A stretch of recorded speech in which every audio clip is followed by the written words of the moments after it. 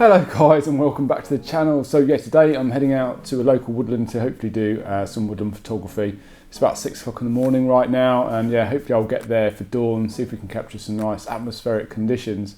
But I've got a few things I'd like to share with you today as well. One of those is 5 tips to help you improve as a photographer. So one of the amazing things about photography is that you just never stop learning. It doesn't matter how long you've been doing it, there's always new things to learn, new composition techniques, new lighting techniques. There's just so much, and that's what makes it such an interesting pastime. It really does, and that's why I love getting out shooting landscapes. Every time I go out, I always come back feeling like I've learned something, and that's so rewarding in itself, isn't it? So I've put together 5 tips that can help you improve as a photographer today, and these are things that I'm continuously working on as well. So yeah, before we head out, I'll share with you my first tip, and then we'll follow on with the other 4 as we progress through the day. So yeah, my first tip is essentially planning your photography trip, or even it could be for a portrait shoot or a wedding shoot. Yeah, planning is essential. There's so many apps and websites that can help you plan for your shoot. I use Photographer's Ephemeris. That's an amazing application that you can get on your smartphone. I think that's a paid version, but there's also a free PC version that you can get, a free web version. And that's very, very useful. I have a number of weather apps as well, which are incredibly useful for getting accurate weather conditions. I've got 3 main ones that I use.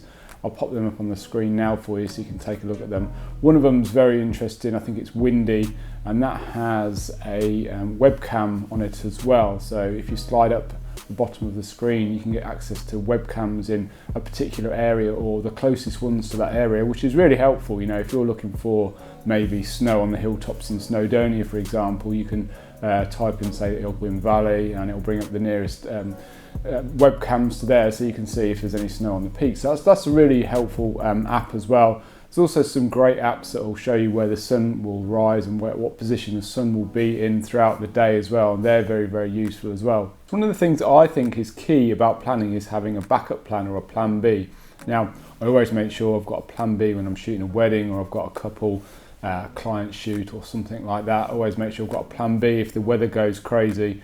We've got somewhere that we can go and shoot indoors, or another location that we can use, or I need to have options, because quite often in those situations when the couple come to you and they'll say, "Oh, it's raining, my hair's getting messed up, what we're going to do?" They look to you for the answers, and you need to have those answers ready. You need to go, right, okay, we're going to go here, and we're going to be able to get some shelter around the back of this building, and it's going to be out of the wind, and you're good to go. So yeah, having that plan B is essential, and it's also essential for landscape photography as well, I think, because for example, if you're planning to go and shoot sunrise and there is no sunrise, really, especially if you've travelled for a few hours, that's your mission ruined, isn't it? That's your landscape photography trip ruined, and you're going to come home feeling quite dejected, quite disheartened, and that's not going to help you improve as a photographer.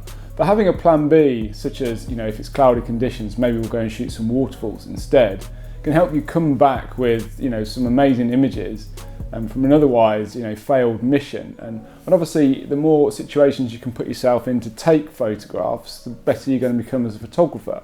So yeah, having a plan B is definitely a key thing when planning your trips.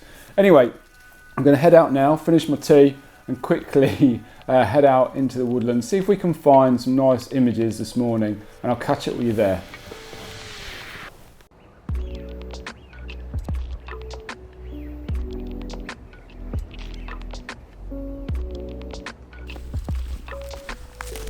Wow, what a morning it's been this morning. I've been walking since dawn here in this woodland and haven't managed to find a single photograph actually. It's a little bit disappointing because the conditions are actually quite good this morning. Very atmospheric, some very good conditions for woodland photography, but I didn't just want to fire off shots willy-nilly. I really wanted to concentrate on finding a really good composition, and sadly that just hasn't happened this morning. As much as I've tried, I just haven't been able to find something that I've been really drawn to. So yeah, I haven't taken a photograph, haven't even taken the cameras out of the bag until now, but I do have a nice scene looking back across this lake that I'm interested in shooting, but it just needs a little bit of something extra. And there's a lot of birds flying around, there's a lot of ducks and geese, there's a lot of swans as well dotted about. So what I'm hoping for is I'm going to get some swans or something come into the composition that's really going to, you know, add a lot of detail and a lot of interest to an otherwise quite bland and boring scene. So what I've been looking for this morning is something very minimalistic, very simple in terms of composition and colour. But yeah, haven't been able to find it yet. But I think the actual composition I've got here, looking across this lake, looks really nice in terms of the way it's set up. But like I said, it just needs a focal point really, something to set the image alive. So yeah, I'll explain to you what I've got set up here on the tripod. So before we get into the composition, I just want to bring up tip number 2, and it's probably the most obvious one, but getting to know your gear. Getting to know your gear is incredibly important for improving as a photographer. You don't really want to be thinking about your camera or your camera settings when you're out in the field. You really want to be concentrating on the environment that's around you, or if you're shooting a portrait, you want to be concentrating and engaging with that person. You really don't want to be thinking about the camera or camera settings at all. So getting to know your gear is incredibly important. You should be able to change lenses without even looking at your camera and lens. You should be able to set your tripod up with ease. All of these things can really help, you know, improve yourself as a photographer. Making sure that you've got a checklist as well of all of the gear that you need for the shoot is incredibly vital too. And I would definitely recommend having a checklist that you use on a regular basis. So I've got one for my landscape photography to make sure I don't leave a single item at home. And I've got one for my wedding videography and also my wedding photography, because I take different gear to those. So I've just got a checklist that I work through and make sure I've got every single item in the bag. If you've got a new camera or lens, practice with it at home, you know, as much as you possibly can. Just get it out every single night, just for 10 minutes, and take a few shots around the house or in the garden. Just practice. If you've got a new lens, you know, test it out, find out where the sweet spots are in the lens, see where it's sharpest. That's going to help you get the best photographs, and ultimately that's going to help you improve as a photographer as well. So yeah, getting to know your gear is essential and vital for improving as a photographer. So I've got the swans actually now just going in the direction that I want them to go in, and I'm just taking a series of shots as they move across the scene. And yeah, it's looking really nice now.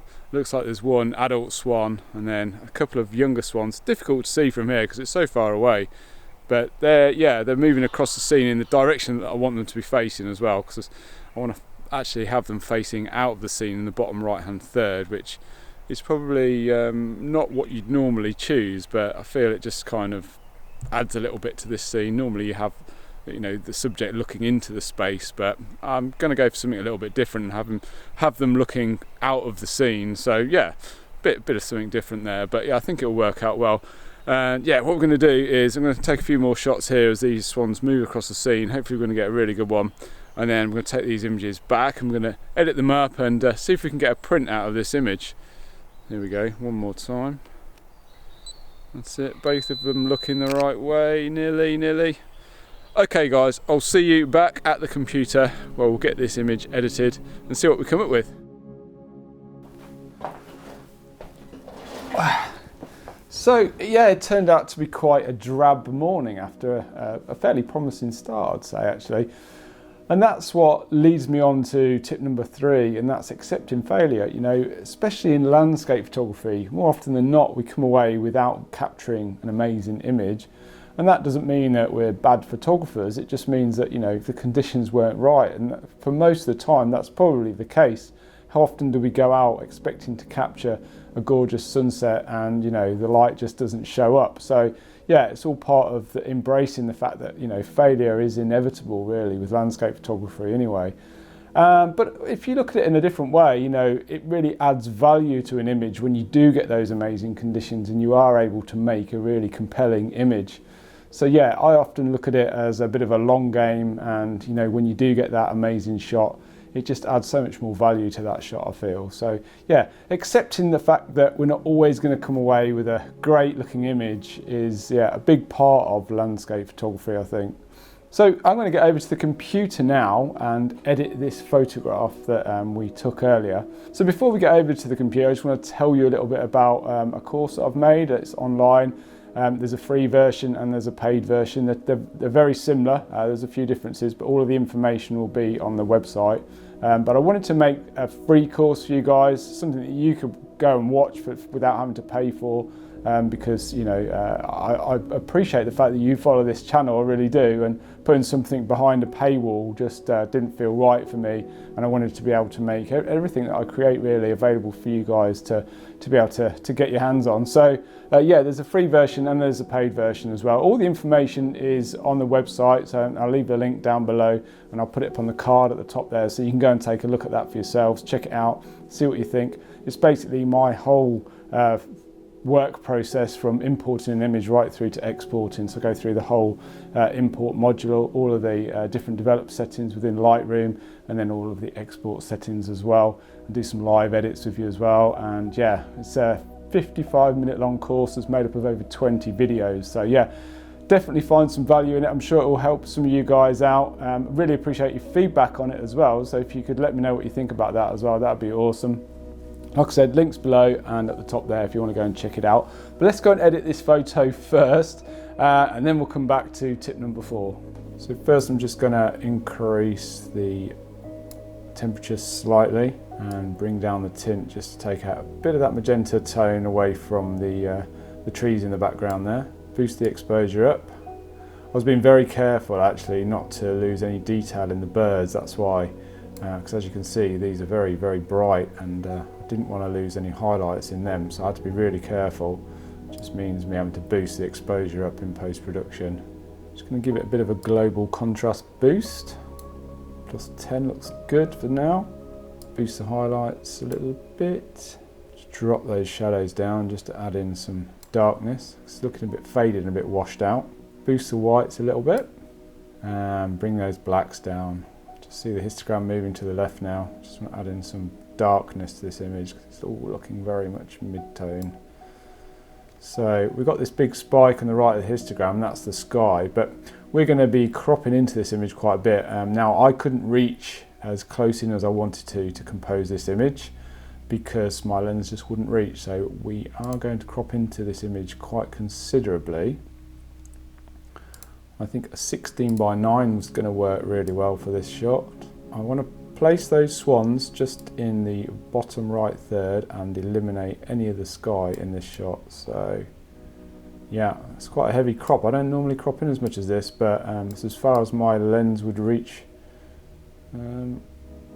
Somewhere there is looking nice. Quite like the flow of these birds here and the two swans looking out of the shot. There's a little cormorant here as well, and plenty of ducks. There's a lot going on in this image. So one thing this image is lacking is a bit of saturation as well. So I'm going to boost that up to around about plus 15. And I'm going to come down and add a bit of a vignette in this image, and I'm just going to do this with the vignette tool. Around about 20. I just want to draw the attention to the swans here. Now I'm going to add a graduated filter to the sky, and I'm just going to bring that down a little bit, just to again bring the attention down towards those swans. And now I'm going to put a radial filter on, boost the exposure slightly, dial in that saturation a bit more, and then just bring down the blacks a little bit and invert that selection to make sure we're applying the effect to inside the radial filter. So if we hit O on the keyboard, we can see that we've added in the mask. That's where we are applying the effect to. So as you can see there, if we toggle off the effect, you can see it's just adding in a little bit more saturation, a bit more contrast to that area in the image, which draws the eye into where the swans are, because that's what we're looking at really, just those two swans in a nicely, balanced, simple scene. So next, I just want to affect some of the colours. So I'm going to come down to the HSL tab here, which stands for Hue, Saturation and Luminance, and we're just going to play around with some selective colour here. So I'm going to add in some saturation to specific colours and take some saturation away from some others. So I'm going to boost the oranges up quite a bit because I really want to warm up those reeds. I think that really is going to add quite a bit to the scene. So boost that up to around about plus 30. The yellows I'm just going to boost up just a fraction as well, again warming the scene up a little bit. Now the greens are just going to bring down, I think the greens in these trees here are a little bit too green, a little bit distracting, so I'm just going to bring those greens down a fraction. and the purples as well, just a little bit, just to take the purple hue out of the silver birch we've got in the background there. So I'm just going to come back up now to the basics tab, and quite often once I've done all my adjustments I look into the image a little bit more and make a few final adjustments in the basics tab. So it's just be a case of increasing the saturation a little bit more, maybe a little bit more contrast, perhaps adding a little bit of vibrance and a little bit more saturation to the image. So just one thing for me to do now, and that is to take this image into Photoshop and do a bit of cleanup on it. I want to get rid of a few of the feathers down here in the foreground. This is my final edited image. I won't waste your guys' time in going into Photoshop. That's just going to add another 5 minutes to the video. So here is the final edited image with just a few more tweaks, and it's just simplified the composition a little bit and just tidied it up. So yeah, I think overall that's a nice looking image. I'm quite pleased with it. I'm glad I came away with something anyway. And yeah, it's not going to win any awards like I said at the beginning, but yeah, I think it's quite a nice image to cap off a nice walk in the woods. So I don't think I will print this image. I quite like the image. I think it worked out quite nicely in the end. The composition and everything worked well. I think it tells a story. And that is what leads me on to tip number 4, and that is working on compositions that tell a story. And I think this is one of the most difficult things to conquer. It's easier actually when you're shooting people. For example, like, you know, I shoot weddings and documentary work. It's so much easier when there's people involved to tell a story. It's very, very difficult to tell a story when you're shooting landscape photography. Well, at least I find it difficult anyway. But yeah, trying to be able to put a story together to create a compelling image is very, very difficult, because a lot of the time, you know, maybe when we're out shooting landscapes, there's a mountain, there's a beautiful scene in front of us, but can we get across the story behind the image? And quite often that is very, very difficult indeed. And it's something I'm really going to be working on this year, trying to tell stories in my landscape photography compositions. Going from more of a simplistic approach to my compositions as well, with a really clear sort of focal point in mind. So for that image there, I think I achieved that in terms of the composition, the swans, the birds. It tells a story. Without the birds, there's not really a lot to that image. It falls flat on its face, to be honest. So yeah, I think that's something really good to work on anyway, improving composition that tells a story. So that's definitely my tip number 4. So this brings me on to my final tip, which is tip number 5, and this is knowing when to quit. So yes, probably it's a really difficult thing. I find it really difficult. I find it a lot easier for my job, like when I'm shooting wedding clients and portraits. If something's not working out in terms of maybe the way I've positioned them is not flattering, or you know, the composition's not working, you've quickly got to realise that and move on without letting them know that it's not working, because you can't let any negativity get across. If you start to give any negativity at all, you completely lose them for the rest of the shoot. So you have to be really positive, say, yeah, this is amazing guys, right, let's move on, let's go and find another spot and deal with it that way. And probably never show them that image, and by the time they've you've got round to supplying the images, they've forgot all about that particular one anyway. But if you spent ages trying to master it and get that composition right, then maybe they would come back to you and say, have you got that shot in? You know, you spent ages trying to sort out, and then obviously you've got to then tell them that it didn't work out. So yeah, knowing when to quit on a composition is vital, especially when you're working with couples. But for landscape photography, it is vital. Again, I quite often spend well over an hour working on a composition, trying to fine tune it, trying to tweak it to get it looking exactly right. And sometimes it just doesn't work out. And it's knowing when you reach that point of sort of no return, where you just think, you know, hang on a minute, I'm wasting my time here. I need to move on and go and find something else, look for a different location. And quite often, the sooner you can realise that, the more chance you've got of then going on, finding something else and getting a different image. So yeah, knowing when to quit on a composition is my 5th and final tip. And yeah, a very, very difficult one to figure out, and something that I'm still constantly working on, and I guess I will be for the rest of my photography career. So yeah, there are my 5 tips, guys. Let me know about the Lightroom course if you think it's a great idea. Go and check it out. Give me your feedback. Be honest, please. Drop me a DM or an email. Let me know what you think. Yeah, if you'd like to discuss anything that we've talked about today, please drop a comment in the comment section below, and we'll be back out again next week shooting some landscapes. Can't wait for that. So take care, guys, and I will see you soon.